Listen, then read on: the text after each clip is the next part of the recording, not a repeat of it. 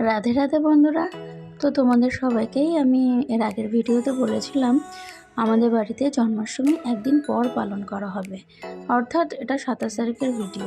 আমাদের বাড়িতে এভাবে জন্মাষ্টমী পালন করা হয়। তো এখানে গোপালের জন্মাষ্টমীর উদ্দেশ্যে বানানো হচ্ছে মালপোয়া, তালের বড়া, লুচি, সুজি, আলু আর বাদাম বাটা দিয়ে একটা তরকারি, সাবুর পায়েস, তালের ক্ষীর, এমনি ক্ষীর। যেহেতু ঠাকুমা বৈষ্ণবমতে দীক্ষিত, তো উপোস করে উনি কোনো অন্যের জিনিস খাবে না। বাড়িতে যারা যারা উপোস করেছে সবাই ওই আলুর তরকারি আর সাবুর পায়েসটাই খাবে। আর যারা উপোস করেনি তারা বাদ বাকি প্রসাদ গ্রহণ করবে।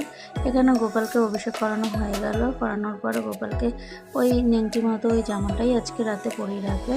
তো পরের দিন যেদিনকে নন্দ উৎসব হবে সেই দিনকে গোপালকে ভালো করে সুন্দর করে রাজবেশে সাজানো হবে। আর এখানে ঠাকুমা হচ্ছে গোপালের আরতি করা হবে।